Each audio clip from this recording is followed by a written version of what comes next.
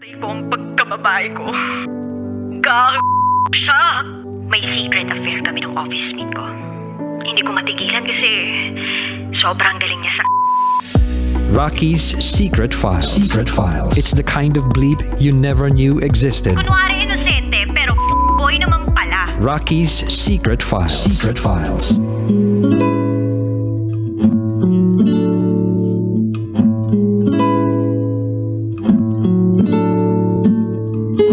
And we're back. Kasama nyo pa rin si DJ Rocky and this is Sean's Secret File. Si Sean na hanggang ngayon hindi pa rin makamag-move on. Ulitin ko yun parang ang pangit na pagkakasalita ko.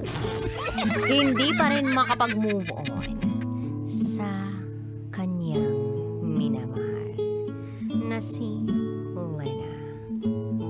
Si Lena na merong ibang religion. Si Lena na nakipag-iwalay na lang bigla sa kanya. At hanggang ngayon, hindi pa siya nakaka-move on. Ba't gano'n? Ang tagal-tagal na nung panahon na lumipas. Hindi pa rin nakaka-move on. Ano? Umabot na ng 10 years? 11 years!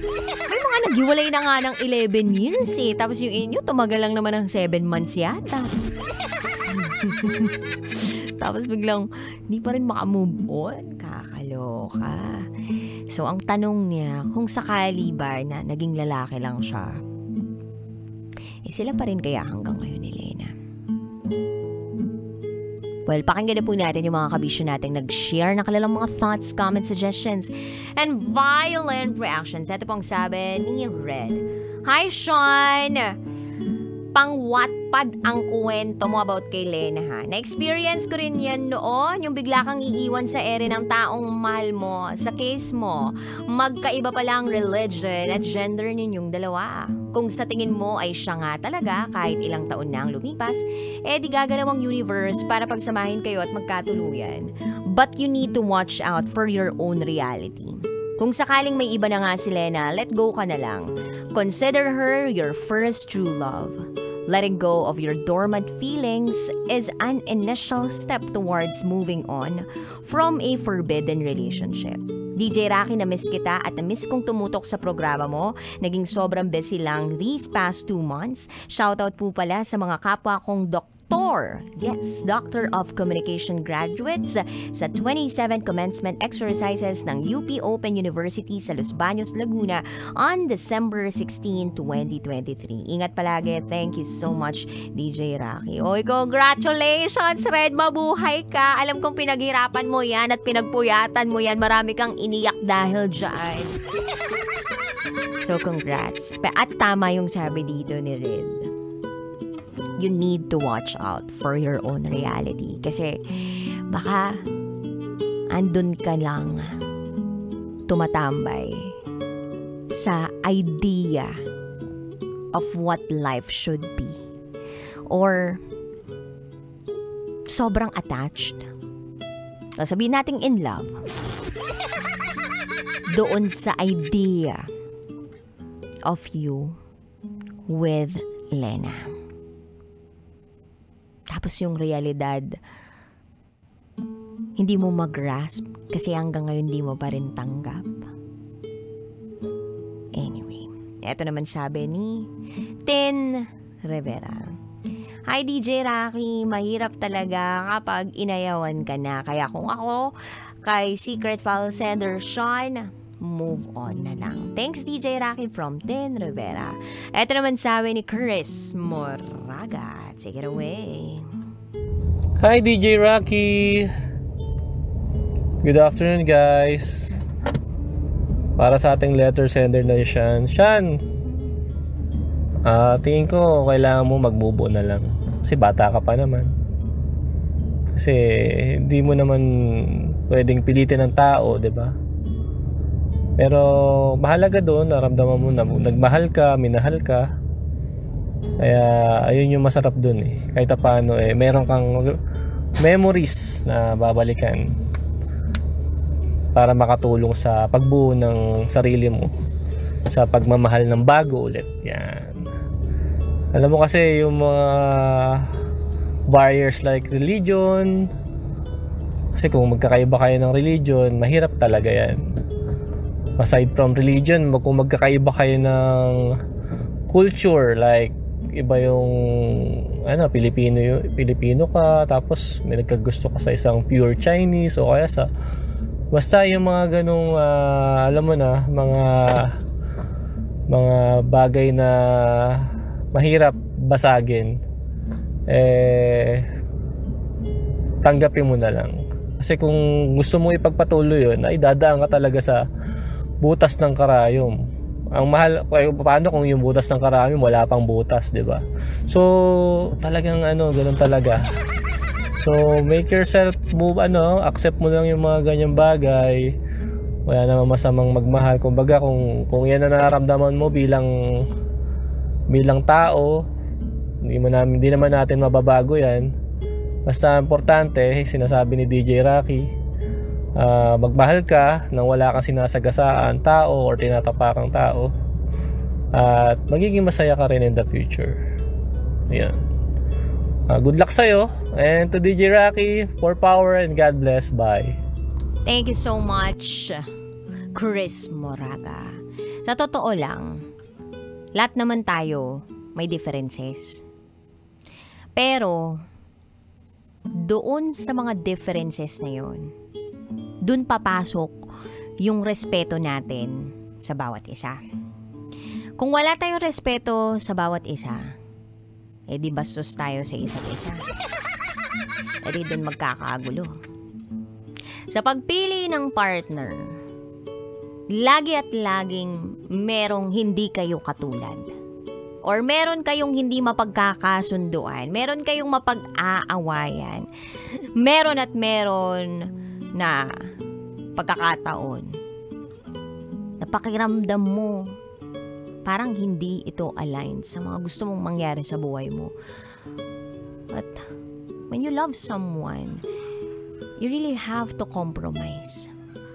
Not your values, not your beliefs, not your principles, but parang sa 10 hakbang niya papunta sa'yo, magbibigay ka ng 5 para magtagpo kayo sa gitna. Alam mo yun? And napakahalaga, again, lagi ko itong sinasabi, parang ilang beses ko na itong sinabi, itong mga nakarang linggo.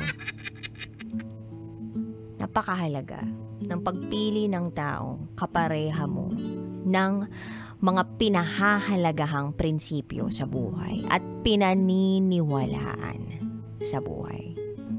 Kapag hindi kayo parehas ng ganun, hindi magiging madali ang relasyon ninyo. Pero kung parehas kayo ng ganun, good for you. Kung hindi kayo parehas, medyo mahirap yan or mahihirapan ka talaga. Pero kung mahal mo, you guys will be willing to go through that process of discovering your partner and loving your partner, even if you agree to disagree with them. And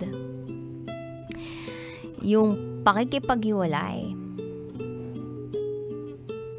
is a resort. It's gonna be the last option. Kaya lang nakipaghiwalay sa'yo, so malamang may iba na yan. Charot! Anyway, eto naman sabi ni Myra Dor. Para sa ating secret file sender, yakap ng mahigpit sa'yo, Sean. Darating yung araw na matatanggap mo rin na hindi kayo ang para sa isa't isa. Trust the process na magiging okay ka rin. Meron din taong nakalaan para sa'yo, tatanggapin ka kung sino ka at ano ka. Huwag ka lang magmadali. Mag-heal ka muna bago pumasok sa panibagong relasyon. Tiwala lang at magiging okay ka rin. Yun lamang po, DJ Rocky, miss you at shoutout sa buong Team Rocketeers. Thank you so much. God bless. Salamat, Myra Dar. Yan ba yung ginawa mo sa sarili mo, Myra Dar? Yung nagtiwala ka sa proseso. Yung nagtiwala ka na oo, masasaktan ako ngayon. Maalala ko siya.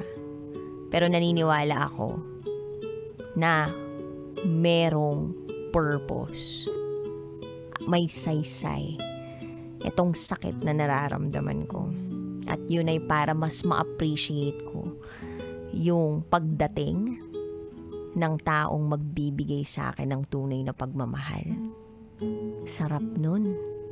Mas masarap pa sa chocolate.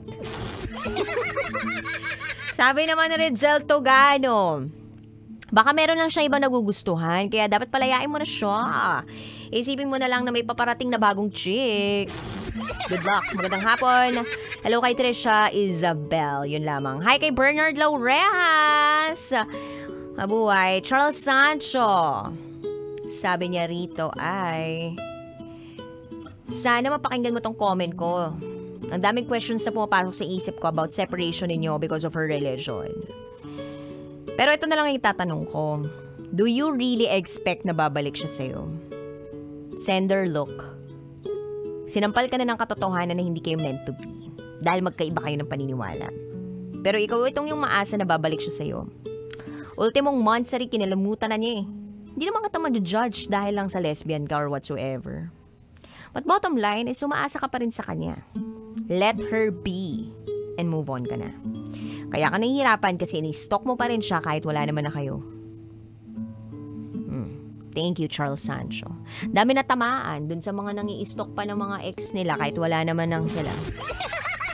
May iba nangi-stalk ng ex nila just to get updates. Tsaka, wala lang, out of curiosity, gusto mo lang tingnan kung ano yung movement nila or ano nang bago kaya sa kanila. Kasi syempre, minsan mo naman silang minahal sa buhay. Or, at some point, may paki ka pa rin. Gusto mo pa rin na mapabuti sila in life. Kahit na ang shit nang ginawa sa iyo. Pero hanggang doon lang yun. Kaya lang, may mga ibang tao na ini-stalk pa rin nila yung mga ex nila dahil hindi pa sila makamove on. Yung tipong ini-stalk nila, pag nakikita nila yung pictures, alam mo yun, napapangiti sila. At the same time, kumikirot yung puso nila. Alam niyo kung anong tawag doon? Martyr. At siopaw. Kasi asado. Charot, darot. But kidding aside, kabisyo. Kailangan mong tulungan ng sarili mo. Pero naniniwala din ako na sagarin mo ng sagarin. Dahil kapag sinagad mo, di mas masakit. Charot! Sabi ni Danilo DC, sensitive yung SF today pero generic na lang tayo. Depends on what you're expecting from the relationship and what are you both expecting from each other. They got to look in their hearts and decide for themselves what they believe is true or not. The two of you are open enough to acknowledge, or both of you are open enough to acknowledge each other's beliefs. Then it could work. In the end, you will only be able to know whether such a thing works or not through experience by being together. Thank you so much, DJ Rocky from Danilo DC. Kailangan nyo i-experience together yun. Kailangan nyo magdaan dun sa journey na yun. Kaya lang hindi ka na nga sinamahan dun sa journey. O, ito naman sabi ni Lolo Peps. Uy, si Lolo Peps sa comment ulit. Take it away, Lolo Peps. Hello, Apo. Alam kong hindi madali ang kinalalagyan mo ngayon, lalo kung napag-uusapan ng pag-ibig sa tao at pag-ibig sa Diyos. Hindi mahusay ang lolo sa ganitong usapan, pero anumang daan ang piliin mo, palagi mong patutunayan ang kabutihan ng puso mo. Higit sa kasarian, ang intensyon ng puso ng tao ang pinakabinabasa ng Diyos. Dalangin ko ang masayang buhay para sa iyo, Apo. Grabe naman yun, kinilabutan ako para akong kinausap ni Lord. Yung parang anytime parang kukunin na ako ni Lord. Charot, oy, darot. Uy, pero ang sarap namnamin nung sinabi ni Lolo Peps.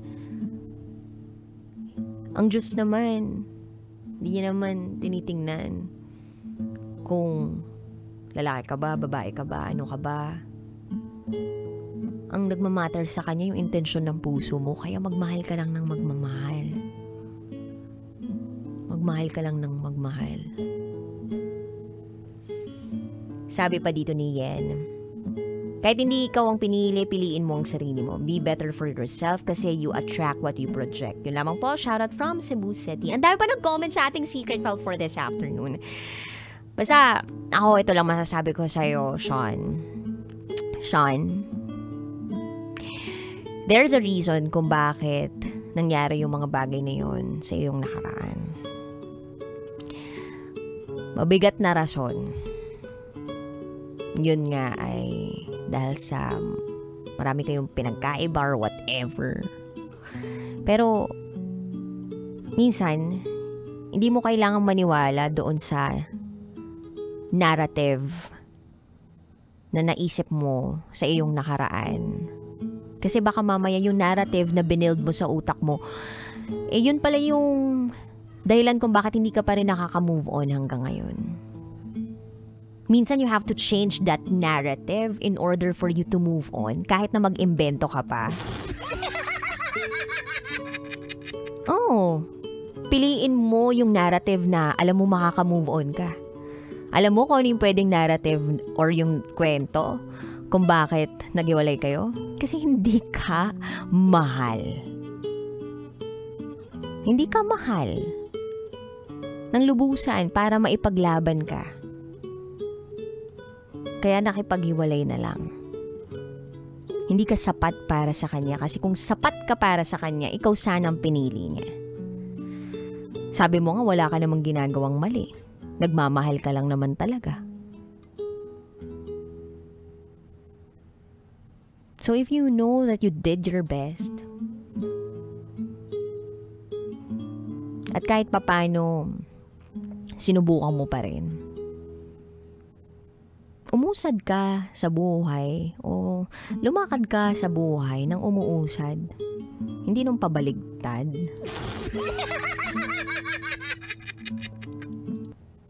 Kasi kung patuloy ka lang babalik at babalik doon, walang mangyayari sa'yo. Tatanda ka ng mga, hindi ko sure kung 80, 70 years old, nang hindi man lang nakakayakap ng maigpit ng mga 3 araw, ganyan. Or baka pwede naman, pero landi-landi lang. Alam mo yun, ang sarap kaya nung pakiramdam na may kayakap, may kahalikan, meron kang partner na kahit ilang oras mong kasama, kahit di kayo mag-usap, yung ganun ba? Someone to share your life with.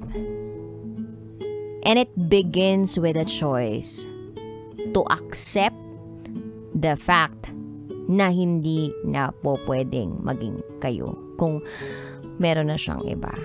Kung meron na. Pero kung hindi, di baka pwede pa kayo. Paramdam ka ulit. Charot! With the rot.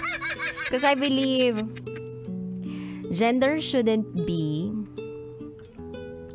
a limitation or a huge factor para